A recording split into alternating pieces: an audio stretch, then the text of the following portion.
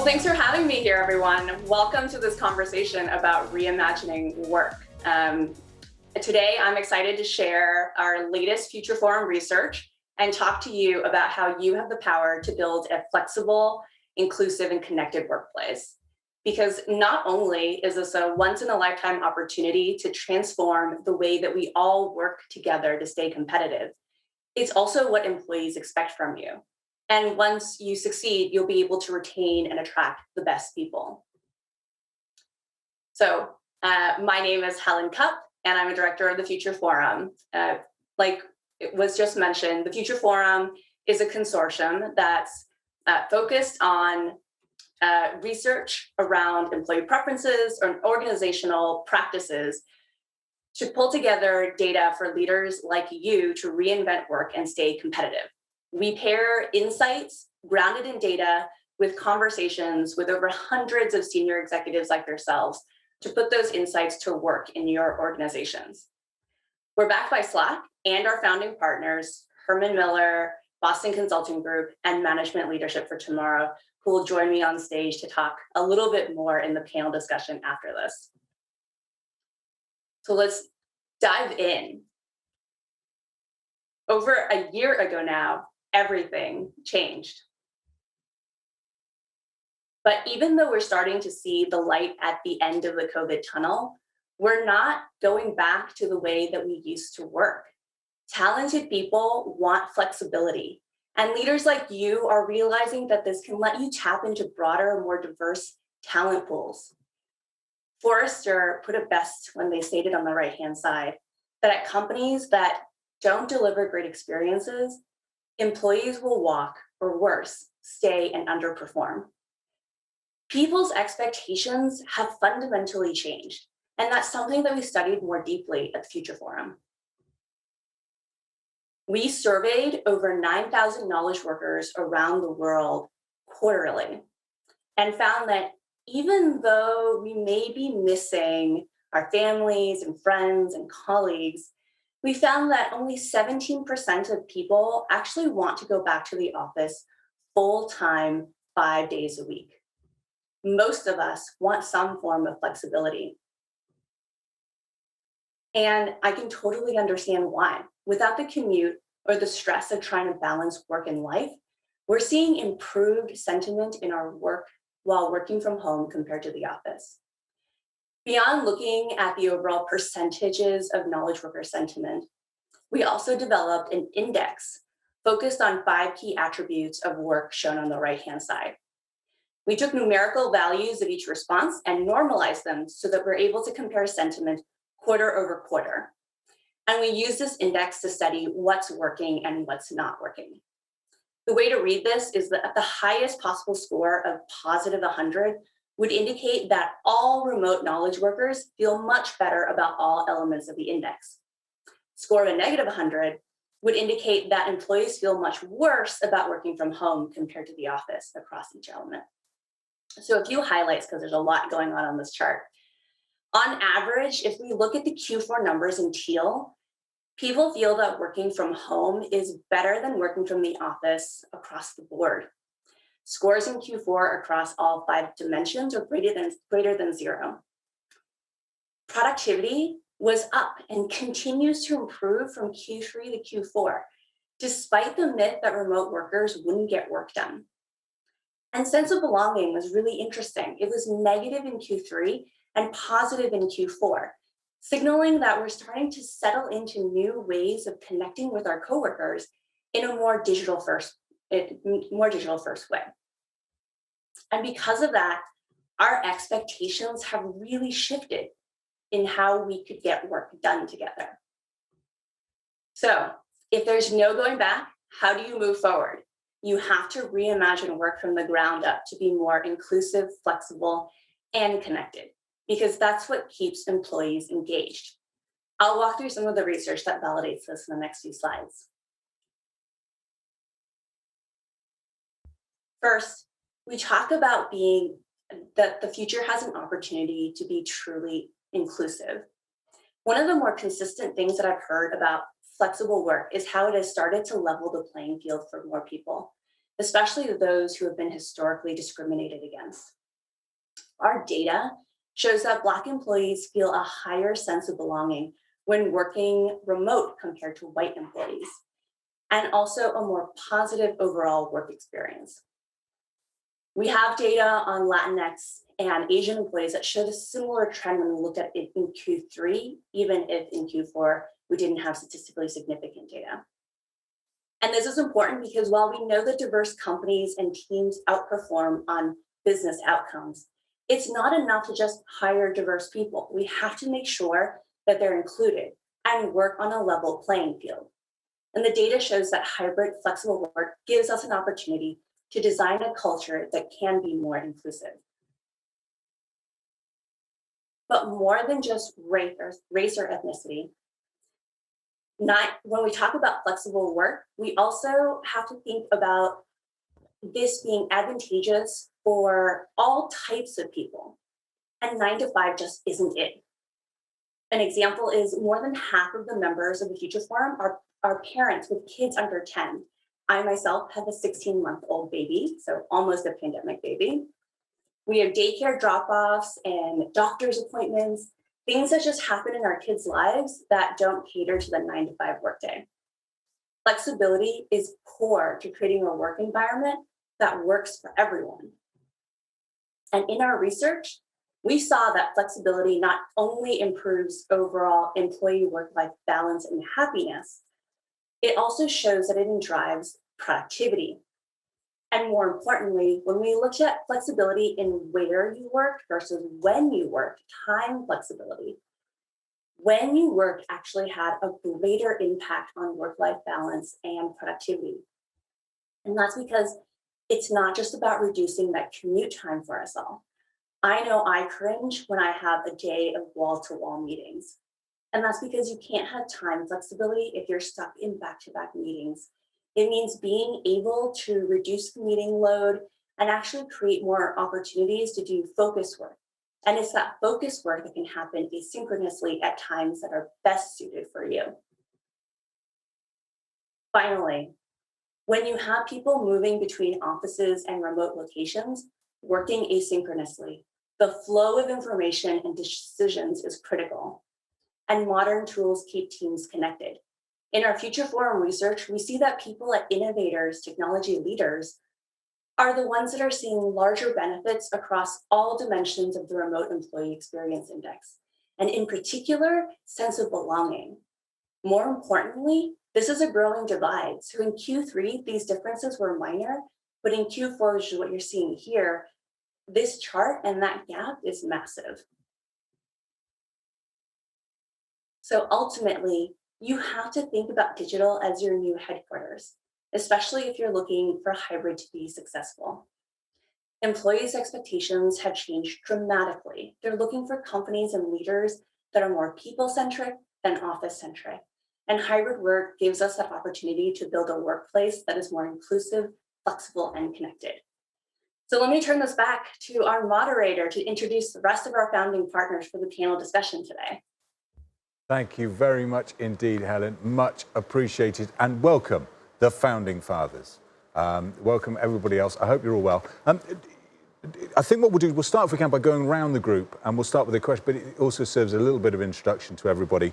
So the question, can you tell us more about your organization's plans post-pandemic? What does hybrid look like for Slack, for Herman Miller, for BCG, and for MLT? We'll start, if we can. Let's start, Joseph, with you, sir. Director of Workplace Future and Insight with Herman Miller. What does the post-pandemic world look like at Herman Miller? Hi, yeah, thanks for having me today. So very shortly after the world went into lockdown at Herman Miller, we went into an intense planning mode. And I would say the future for us is much more dynamic and data-driven. It's easy to gloss over those terms and not acknowledge the tremendous amount of legwork that's required behind the scenes to get your ducks in a row and get ready for using that data. But a lot of thought has to go into what you're going to measure and how you're going to use those measurements. Some of the specifics that we're looking at are things like individual personas, team types, and starting to build a new system of evaluation and planning for the workplace.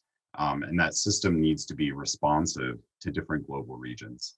As we've seen the pandemic move across the globe with different hotspots popping up in different locations, we need a way to respond in a much more agile way.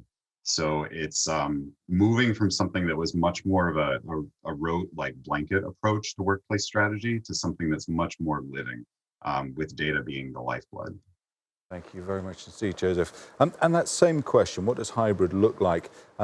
Katie Lavoie, principal at Boston Consulting Group. Katie, what does hybrid look like for BCG? Very similar to what Joseph said, we're thinking through two factors. One, there's what does the employee want? What do they need to be successful? When are there reasons we come to the office to work with our teams because the work is better equipped for that? You get more value. Where are there instances where the customer needs us to be there? So thinking through what are the customer service that we can provide? Do they want us there for what purposes? And then finally, when are we all able to work from home or wherever to get the work done? Because it's individual tasks that are better suited. So it's about that intentionality and figuring out what works, what is the right balance, and how do we create these feedback mechanisms to understand what are we trying, testing, learning, and informing as we go forward with those different mindsets. Thank you very much indeed. And then, certainly not least, Tina Gilbert, Managing Director of Advisory Services at Management Leadership for Tomorrow. Tina, with a name like that, surely you have to eat the Kool-Aid, don't you? So what does hybrid look like for you? So before I answer that question, I would like to say, given to your point of drinking the Kool-Aid of being a DE&I practitioner, I represent the founding fathers, the elevating mothers, and the enlightening binary individuals that make up our organization. And so with that inclusive mindset, for Management Leadership Tomorrow, we have basically two priorities. The first is to help connect individuals with organizations, and those individuals being focused on, within our scope of the US, Black, Latinx, and Native American individuals with roles that position them both for economic mobility and eventually corporate leadership. In addition to serving individuals, we serve institutions. So helping them think through their DE&I strategies, their processes, their people, and their approaches to create diverse, equitable, and inclusive workforces. So at the core, we have two things that we're looking at in terms of how do we return to office. One is how are we connecting individuals? Because that is a big part of how we enable and empower those who go through our programming. And so for us, this hybrid will actually be taking the best of both, right? It will be acknowledging what we've been able to do in this world, in this time of the pandemic, from connecting individuals virtually to bringing topics and communities together that were logistically or even expense-wise difficult. In addition, though, we recognize that part of what we talk about and what we do around a playbook is based on people working together, right? It's based on relationships being able to be built and individuals being able to navigate. And so we need to think about going forward, what does that navigation, what does that sense of belonging look like in a hybrid environment? And so we recognize hybrid is here to stay. And so now we need to make sure, how do we continue to create the value that DE&I provides with kind of the tweaks that it's going to require. Thank you very much indeed. And I stand corrected. I knew there was three women. I thought it would be funnier to say founding fathers, but I absolutely stand corrected. You're completely correct. And Helen, of course, what does the future of hybrid look like at Slack? It's a great question. In some ways, it's not too different from the way that we were operating. You know, we used Slack as our digital headquarters from the very beginning, connecting all of our offices and pulling information into a central location. But I do think that if I had to put it into one word or sort of one concept, hybrid for us is going to look very experimental. Something that I talk to a lot of executives about is we can plan for this, but there is no blueprint for what hybrid looks like for all of us. And for each department, for each team, what works is going to look and feel very different. And so it's going to be highly experimental. It's going to be us being open to saying, you know what, let's try it. Let's see if that works. If not, let's iterate. And if it is working, let's share that back to the organization and start to find ways to scale best practices. And so hybrid is definitely going to be a lot more experimental for us at Slack. Yeah, thank you very much indeed. And it's, of course, it's not just sort of Tina, management leader tomorrow. You all kind of, the whole future forum thing, I guess, have to drink the dog food, don't you? So it's very much going to be across it. Katie, a lot of us are starting to see the light at the end of the pandemic tunnel. As leaders start to plan for a more hybrid, flexible workplace, where and how do they start? What are some of the key considerations and perhaps some of the key risks to bear in mind? Katie, you're mute. The question of Are you able to hear 2021. me now? Yes, I can hear you. Absolutely. Perfect. Future of work, learning how to use the mute function. I think the first thing you need to start with is, what are you trying to achieve as you think about the future of work? What is your North Star and your ambition to get there, which needs to be informed and agreed to by your leadership team? But it's not just them to set it. They should be thinking through, who are their employees and what do they want, as well as who are their customers and how do you best serve them now and in 5 and 10 years to start working towards those new models. So as you set that aspiration, you can set the guardrails around, this is what we want it to look like. This is what we don't want it to look like. And to Helen's point, you start to experiment within those guardrails. So you have this framework for flexibility and to test and learn, because there's not best practices we can all live by, but instead we need to figure out what those best practices are. Of course. And Tina, that same question for you, key considerations and key risks. And I guess, this is a complete guess, but, and broad strokes assumption, but I guess that one of the challenges has to be simply that presenteeism is baked in. Simply having people there, it's baked into that management muscle. Yes, one of the things that we're starting to think about is, instead of kind of retrofitting what you used to do in this new environment, how do you totally redesign it, right? How do you think about what are some different muscles, some different skills that have never been needed before, and how do you build that in to your culture? How do you build that in from everything from your hiring and onboarding through what you're rewarding and recognizing employees for? And so it doesn't become an afterthought. It's actually part of this re-entry. One of the amazing things that the pandemic gave us an opportunity with is we all shifted together. We all shifted at once. I remember kind of in March of last year being on calls and people were fumbling around, not only with the mute, but overall with how to connect and what this world means. But now, everything down to young kids are logging on, having full engaging conversations. And so we've taken advantage of this kind of collective movement to this next phase.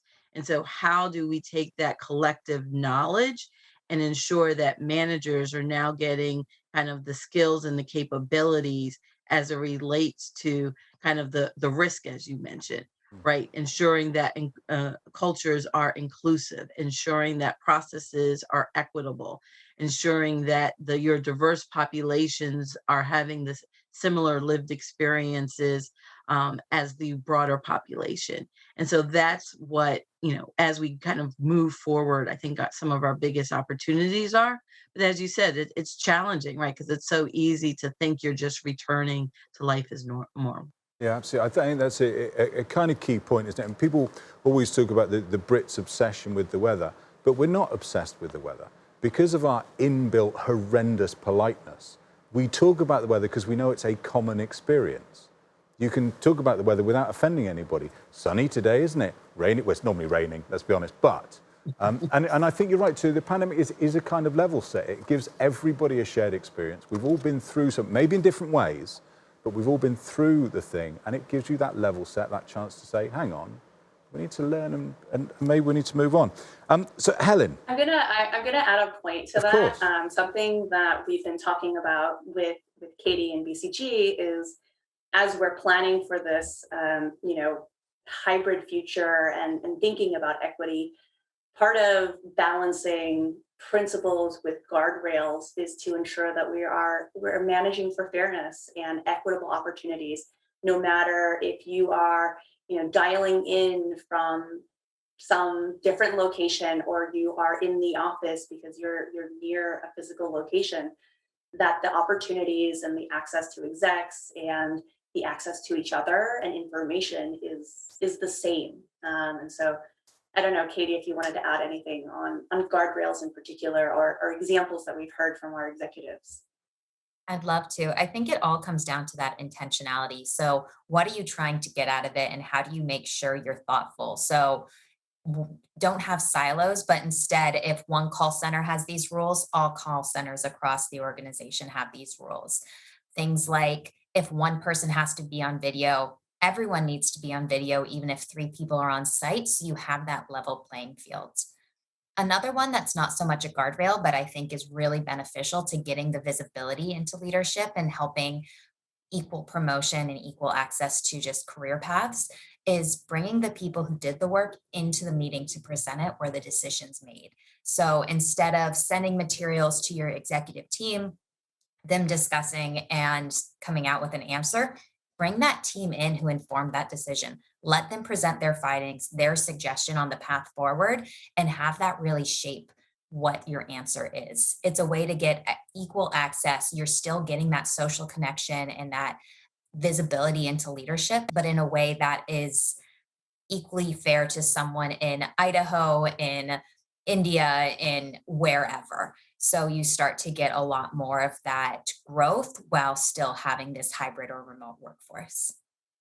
Lovely, fantastic. Thank you. And no intention to pile on, but that just thought of an experience that I've been seeing is in the past, so much of who was invited in the room was not so much even just a power discussion, but it was a logistics. Like, how many people can we have? What would it take to bring all these people together? And so the value of what we're seeing in the hybrid is those barriers go away. And so you can basically have a lot more people in the room where it happens, without it being a logistical issue where it had been in the past, right? You would have thought differently if, oh, I was on Zoom and you were in person. But we're so used to that now, people don't think that they're in a less than position, because they're not physically in the room. And so, again, not retrofitting, but redesigning with that mindset of here are things that we have now adopted and have taken as true that a year or two ago we would not have trusted. It's funny, we had a summit now. I'm trying to remember, and forgive me, I have forgotten what it was. I think it might have been for supply chain. And one of the key discussion points that came up in a sort of similar panel was how you solve for a meeting where somebody is there and somebody's, how you ensure equal treatment of all of them. And it was that sort of discussion about, is there a technology around that helps it? And in fact, but exactly as you said, Katie, intentionality. The cultural approach to that was the kind of ultimate decision. Now, Helen, face-to-face communication versus digital communication, is one actually superior over the other? What has COVID taught us? COVID has taught us a lot, and I often think about this question in the use case of collaborating on new ideas, innovating, and being creative. I think the answer is they're both good for very different reasons, and it's hard to say that one is better than the other. It's really about how you bring them together, depending on what you need to use face-to-face for, what you need to use digital communications for. But brainstorming is a really great example of what Tina mentioned. Instead of retrofitting, we redesign and rethink things from the ground up, rather than trying to say this is how we used to always do this, and let's do it in a different. Let's do the same thing but over video, or let's do the same thing but it has to be in person.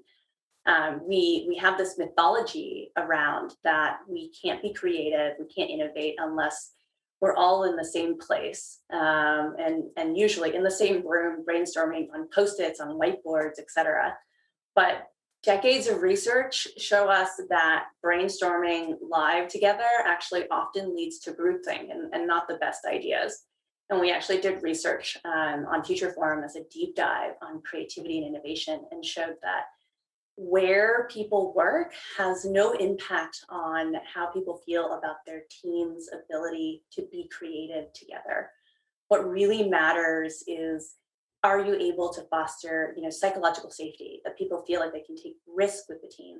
Are you building relationships and connectivity, not just within the team, but across, other teams that you don't work with regularly, to bring in those new ideas? And so there is a role where digital communication and collaboration can be really helpful.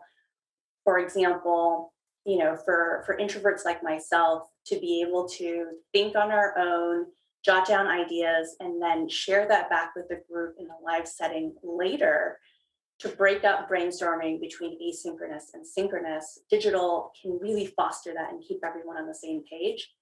And then face to face, on the other hand, is really great for that relationship building, finding ways to connect teams from different departments to bring in and foster new ideas.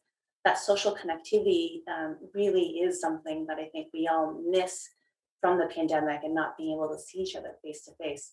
But I'm going to pass this over to Joseph, actually, because you think a lot about role of office, and a lot about that social connectivity piece, and love for you to just sort of build on that. Yeah, for sure. You must have sensed the ideas popping up in my mind and the words pressing against my lips, ready to come out here. Because you really hit the nail on the head on a couple points around face-to-face versus virtual connections, and the role of the office is really about building those relationships, those deep and lasting relationships with individuals, but also like cross-functional relationships amongst teams. And that's something that's really difficult to do through virtual channels. One of the other things that I want to acknowledge about virtual communications is that this is effectively learning a new language. And it's really helpful to look at the concept of linguistic determinism, and to say, when you learn a new language, does that in fact change the way that you perceive the world, the way that you think, the way that you engage with the world around you? I think that it does. And it can be easy to look at something like where you place an emoji in a thread as something, that's cute, or a wink. But it can also be really powerful if you think about it carefully, and you can tap into a more broadband spectrum of communication amongst people virtually. But when you bring that into the physical environment, there's real power there. So when we look at how people are looking at changing their approach to workplace, it's really about making the anchor in that community socialization function. That's really where we need to focus our attention and the face-to-face time, and really value it. This pandemic has taught us to value our opportunities for face-to-face in-person connection, and treat them with intention and respect. So it's no longer a default, you just show up. To your point about presenteeism, I expect, and I'm hopeful, that this will help with that tremendously, so that when we show up in person for each other, we're there with real goals in mind for those interactions. There was a lovely. Yeah, I would say, instead of the beautiful thing is, we've been able to do so much while just fully virtual. Now, just imagine a world where we're opening up the ability to see each other face to face and be back together in a physical location.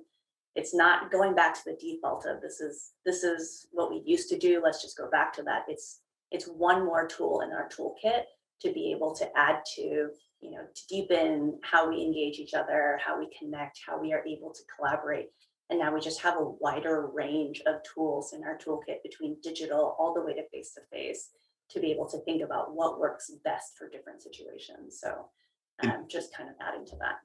And I think it's really important to, when you said that the future for us is experimental, and then Katie's mention of principles and guardrails. Any good experiment has rigor and structure around how it's placed. So when we look at these new tools, these new modes of communication, it's really important for organizations to evaluate how they fit within the functional context of their group and acknowledge that different teams do different things and thereby leverage different cognitive processes. You know, some teams are very much focused on answering questions that have never been asked before.